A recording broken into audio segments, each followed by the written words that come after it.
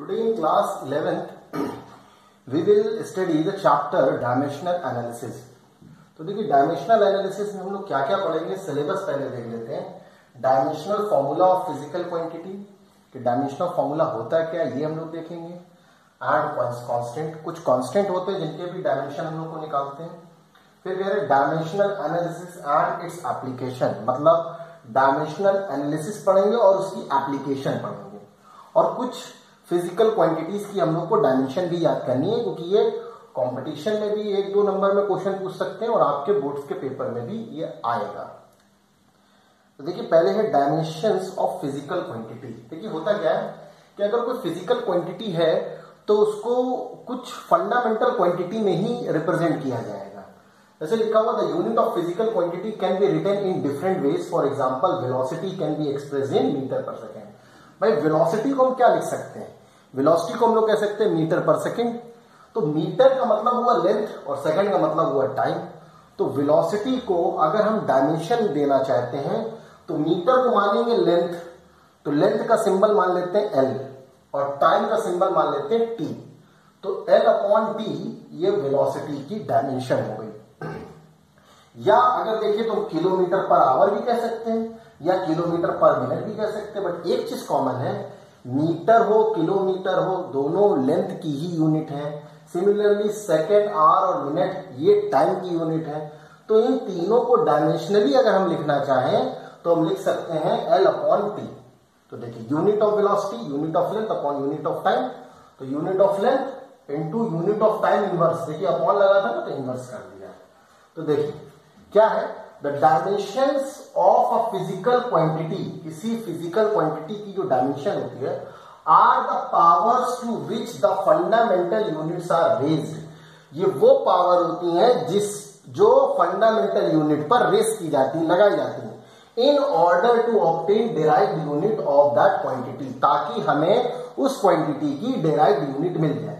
पर वेलोसिटी जो है ये फंडामेंटल क्वांटिटी तो है नहीं, ये तो डिराइव्ड क्वांटिटी है। और वेलोसिटी किन फंडामेंटल क्वांटिटीज पे डिपेंड कर रही है, लेंथ और टाइम पर। तो लेंथ और टाइम की पावर जो होती है, ये लेंथ को पावर के फॉर्म में और टाइम को पावर के फॉर्म में ये लिखना ही डायमेंशन कहलाता है। तो अगर आप डायमेंशन की डेफिनेशन लिखना चाहते हैं तो क्वेश्चन लिख सकती है what do you mean by the dimension of a physical quantity. तो आंसर क्या बनेगा, the dimensions of a physical quantity are the power to which the fundamental units are raised in order to obtain the derived unit of that quantity. ठीक, इतना लिख के याद कर लीजिए। अब बात आती है किन हम फंडामेंटल क्वांटिटीज का यूज डायमेंशन में करते हैं।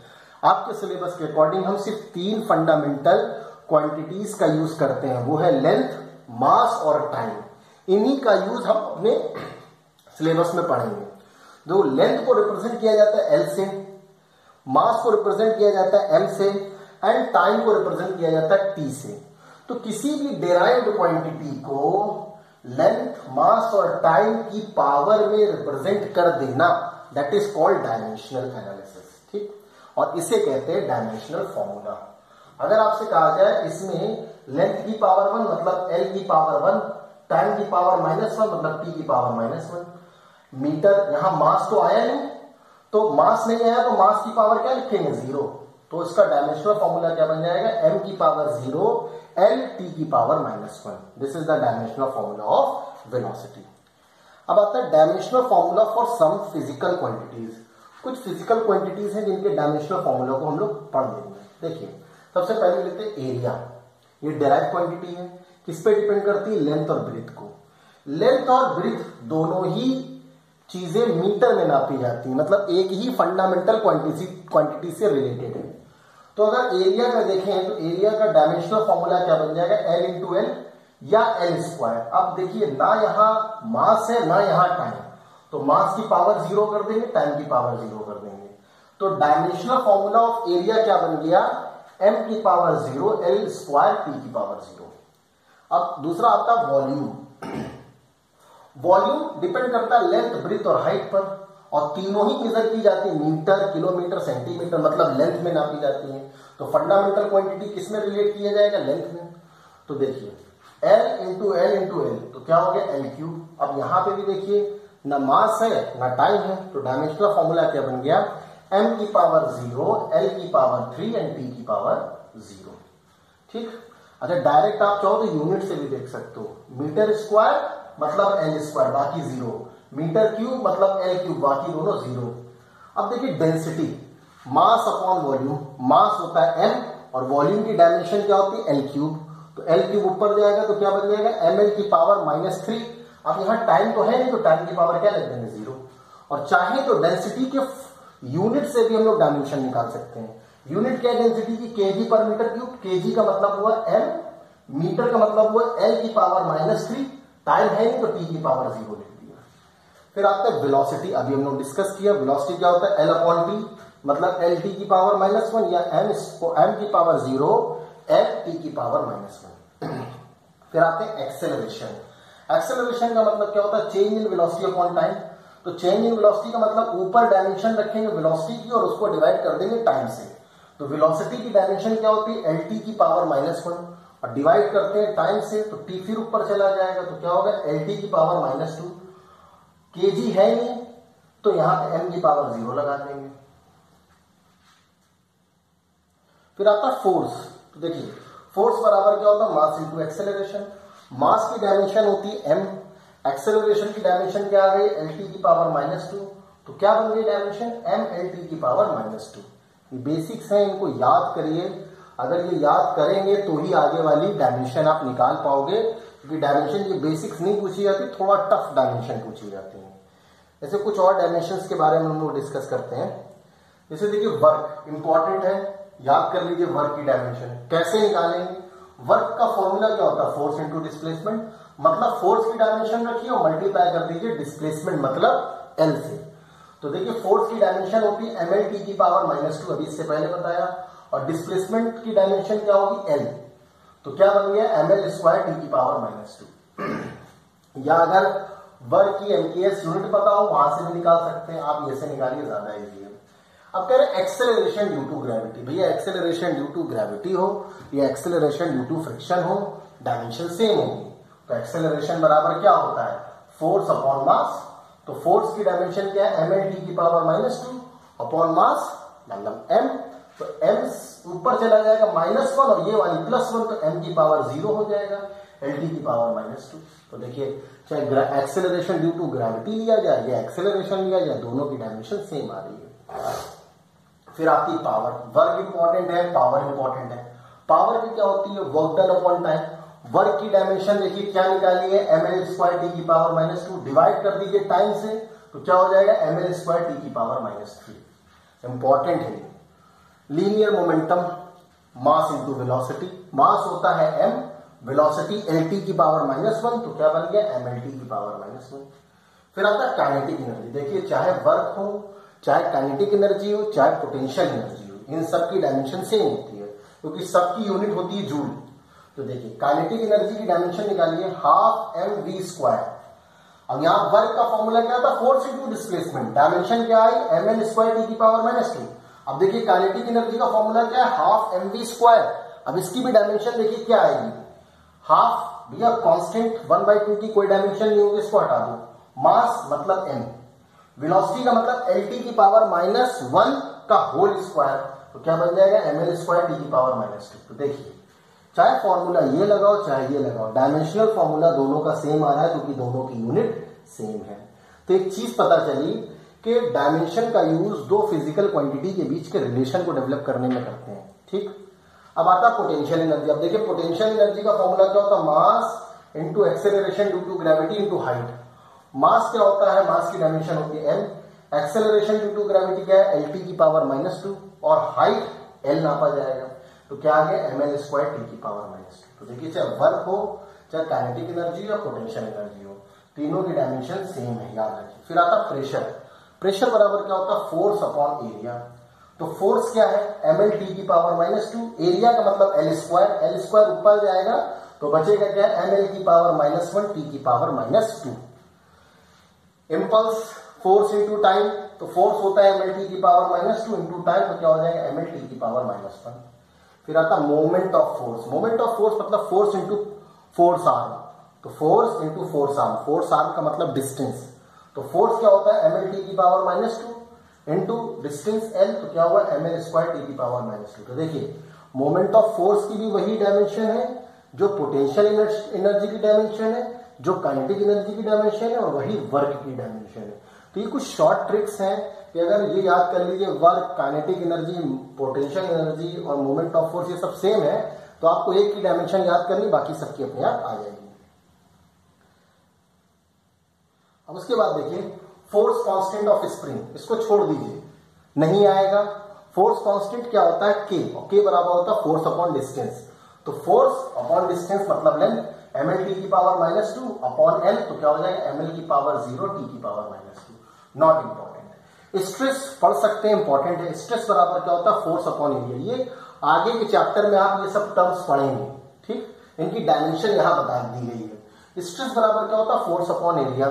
तो फोर्स क्या है ml टी की पावर -2 और एरिया l स्क्वायर, तो क्या बनेगा ml की पावर -1 टी की पावर -2। स्ट्रेन की कोई डायमेंशन नहीं होती है। आगे जाके स्ट्रेन पढ़ेंगे हम लोग, छोड़ दीजिए। कोफिशिएंट ऑफ इलास्टिसिटी छोड़ दीजिए, सरफेस टेंशन अभी छोड़ दीजिए, सरफेस एनर्जी आप छोड़ दीजिए, वेलोसिटी ग्रेडियंट छोड़ दीजिए। ये सब जब आगे के चैप्टर में पढ़ाएंगे तो उनकी डायमेंशन डिस्कस करेंगे। कोफिशिएंट ऑफ विस्कोसिटी छोड़ दीजिए। ग्रेविटेशनल कांस्टेंट याद कर सकते हैं, इंपॉर्टेंट है। क्लास 9 से क्लास 10 में हम लोग ये पढ़े हुए हैं ग्रेविटेशनल कांस्टेंट। भैया दो ऑब्जेक्ट जिनका मास m1 m2 है, दोनों के बीच की दूरी अगर r है तो वो एक दूसरे पर एक फोर्स लगाते हैं, अट्रैक्टिव फोर्स। वो फोर्स क्या होता है F = G m1 m2 upon r square. तो G की डायमेंशन क्या होगी, देखिए G बराबर हो जाएगा F r square upon m1 m2। Force की डायमेंशन डिस्टेंस की डायमेंशन का स्क्वायर अपॉन मास का स्क्वायर। तो फोर्स होता है ml टी की पावर -2, डिस्टेंस होता है l स्क्वायर हो गया यहाँ पे, और मास m × m, तो यहाँ पे m स्क्वायर ऊपर जाएगा तो m की पावर -1, l की पावर 3 और t की पावर -2। इंपॉर्टेंट है, पूछी जा चुकी है डायमेंशन। इसके बाद आते हैं ग्रेविटेशनल पोटेंशियल। वही चीज है जो अभी हम लोग पोटेंशियल एनर्जी में पढ़ के आए हैं। छोड़ दीजिए ग्रेविटेशनल फील्ड स्ट्रेंथ, छोड़ दीजिए फ्रीक्वेंसी 1 अपॉन टाइम पीरियड होता है, तो 1 अपॉन टाइम पीरियड को क्या लिखेंगे m की पावर 0, l की पावर 0 और t की पावर -1। रेडियस ऑफ जिरेशन छोड़ दीजिए, मोमेंट ऑफ इनर्शिया छोड़ दीजिए, एंगल वेलोसिटी छोड़ दीजिए, ये सब छोड़ दीजिए। टॉर्क इंपॉर्टेंट है, टॉर्क पढ़ लीजिए। टॉर्क बराबर क्या होता है moment of inertia into angular acceleration. तो टॉर्क की वही डायमेंशन होती है जो वर्क की डायमेंशन। देखिए टॉर्क क्या बराबर क्या होता है मोमेंट ऑफ इनर्शिया को कहते हैं। तो अभी हमने इसको बताया था मोमेंट ऑफ इनर्शिया क्या आया था ml स्क्वायर टी की पावर -2। तो टॉर्क की वही डायमेंशन होगी जो वर्क की डायमेंशन, ठीक। सिमिलैरिटीज पूछी जाती है, कहा जाता है among the following quantities which have the similar dimensional formula. तो आपको वर्क और टॉर्क दे दिया गया और प्रेशर दे दिया गया, फोर्स दे दिया गया है, तो आंसर क्या होगा वर्क और टॉर्क, और उनकी डायमेंशनल फॉर्मूला क्या है ml स्क्वायर टी की पावर -2। स्पेसिफिक हीट अभी छोड़ दीजिए, ये सारे टर्म छोड़ दीजिए, जो इंपॉर्टेंट है वो भी पढ़ लीजिए। गॉस कांस्टेंट छोड़ दीजिए, प्लांक कांस्टेंट छोड़ दीजिए, ये नहीं आएंगे। नेक्स्ट आते हैं हम लोग प्रिंसिपल ऑफ होमोजेनिटी। इंपॉर्टेंट डाल लीजिए, याद कर लीजिए, ठीक। What do you mean by the principle of homogeneity? Every equation relating physical quantities must be dimensionally homogeneous. मान लीजिए लिखा F = ma, तो F = ma में जो F की डायमेंशन है वो बराबर होनी चाहिए ma की टोटल डायमेंशन के बराबर। इसी फिनोमिना को कहते हैं principle of homogeneity. Every equation relating physical quantities, कोई इक्वेशन जिसमें फिजिकल क्वांटिटी रिलेट हो रही है, जैसे F = ma बोला तो F रिलेट किया जा रहा मास और एक्सेलरेशन के प्रोडक्ट से, मस्ट बी डायमेंशनली होमोजीनियस, मतलब डायमेंशनली इक्वल होनी चाहिए। The dimension of each term of the physical equation must be same, मतलब किसी इक्वेशन में यूज की गई सभी physical quantities is equal to के इधर और इज इक्वल टू के उधर, जितनी भी फिजिकल क्वांटिटीज हो उनका डायमेंशनल फॉर्मूला सेम होना चाहिए। फॉर एग्जाम्पल अगर हम कह रहे लिखा हुआ Q = W + x, तो देखिए अगर प्लस या माइनस लिखा होगा तो इसका मतलब जो डायमेंशन W की होगी वही डायमेंशन X की होगी, वही डायमेंशन Q की होगी। मतलब दो क्वांटिटी ऐड या सब्ट्रैक्ट तभी कर सकते हैं जब वो डायमेंशनली इक्वल हो, ठीक। और ये जिसके बराबर होंगी उसकी भी डायमेंशनल उनके सेम आएगी। अब अगर यहाँ पे इनटू या डिवाइड का साइन लगा होता तो इसका मतलब ये होता Q की डायमेंशन W/X या W × X की टोटल डायमेंशन के बराबर होगा, ठीक। अब आता है यूजेस ऑफ डायमेंशन। तो अभी आप इसके न्यूमेरिकल या एग्जाम्पल अभी हम नहीं पढ़ाएंगे क्योंकि वो बहुत लेंदी हो जाएगा। अभी सिर्फ हम इनके यूजेस के नाम बताते हैं। तो देखिए पहला यूज होता है to convert a unit of one system into the unit of other system. एक सिस्टम की यूनिट को दूसरी सिस्टम ऑफ यूनिट पे चेंज करने के लिए हम लोग डायमेंशनल फॉर्मूला यूज करते हैं, डायमेंशनल इक्वेशन यूज करते हैं। फॉर एग्जाम्पल कहा जाए एसआई यूनिट ऑफ वर्क क्या होती है जूल, और सीजीएस यूनिट ऑफ वर्क क्या होती है डाइन। तो देखिए सीजीएस यूनिट ऑफ वर्क होती है अर्ग। तो कहा जाए कि एक जूल में कितने अर्ग आएगा, तो ये हम किससे डेवलप करेंगे, ये हम डायमेंशनल इक्वेशन से ही डेवलप करेंगे। इसी तरीके से फोर्स की एसआई यूनिट क्या होती है न्यूटन, और सीजीएस यूनिट क्या होती है डाइन। और कहा जाए एक न्यूटन में कितने डाइन आएगा, तो एक न्यूटन में 10⁵ डाइन आता है। कैसे निकाला, with the help of dimensional equation. तो फर्स्ट यूज क्या है, to convert the unit of one system into the unit of other system. इसके बाद आता है to check the correctness of the equation. मान लीजिए कोई क्वेश्चन आपके पास दे दी जाए x = y + z। अब आपसे कहा जाए x कोई फिजिकल क्वांटिटी है, y कोई फिजिकल क्वांटिटी है, z कोई फिजिकल क्वांटिटी है, और कहा जाए ये क्वेश्चन सही है। तो आप कैसे चेक करोगे ये क्वेश्चन सही है या गलत? जो डायमेंशन x की आएगी वही डायमेंशनल y + z की आनी चाहिए। फॉर एग्जाम्पल काइनेटिक एनर्जी का फॉर्मूला होता है ½mv² और पोटेंशियल एनर्जी का फॉर्मूला होता है mgh। अगर ये दोनों बराबर है, काइनेटिक एनर्जी और पोटेंशियल एनर्जी अगर बराबर चीजें हैं, ये फॉर्मूला अगर सेम है, तो इनका डायमेंशन और इनका डायमेंशन सेम आना चाहिए। काइनेटिक देखिए याद करिए, अभी हमने डिस्कस किया था काइनेटिक एनर्जी का डायमेंशनल फॉर्मूला था वही पोटेंशियल एनर्जी का था। तो दूसरा यूज क्या है, to check the correctness of an equation.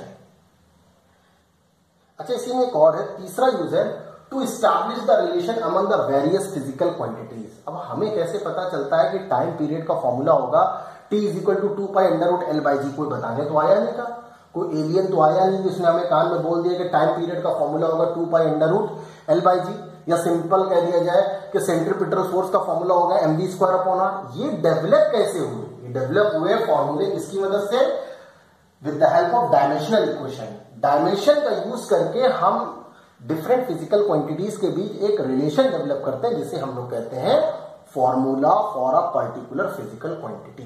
जैसे सेंट्रीपिटल फोर्स का फॉर्मूला क्या है, F = mv²/r।